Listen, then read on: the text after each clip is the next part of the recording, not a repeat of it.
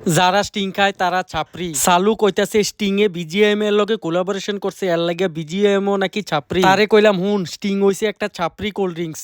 আর এই নিজের ইমেজ বাঁচানোর লাগে ওই স্টিং যায় সেরা বিজিএম এর লগে কোলাবোরেশন করছে, নাইলে তো ফ্রি ফায়ারের লগেই করতো। দুই ছাপরি এক লগে মিললে কি আর হয়নি, এর লাগা বিজিএম এর লগে কোলাবোরেশন করছে। যাই হোক, উদুফুতে আওনের সময় সেখানের একটু বসলাম। টাউনও গেলে আওয়ার পথে আমি প্রায় সময় সেখন ভাইয়ের দোকানও বইয়া একটু আড্ডা মাড্ডা মারি। বইয়া কথা টথা কইতেছি, এর মধ্যে দিহি যাইয়া কোল্ড ড্রিঙ্কস লই আইছে। যেই ঠেটা ফুরা রোদ উঠছে, গলজা মলজা হুগাই গেছে, ভিতরে কোল্ড ড্রিঙ্কসটা আনছে ভালোই হইছে। তার উপরে আবার আনছে নিম্বু পানি, দেখা তো আমি খুশি হয়ে গেছি। নিম্বু পানি খাইতে আমারতে ভাল লাগে। খাইতে খাইতে জিগেলাম যে ভাই মাংসর দাম কত?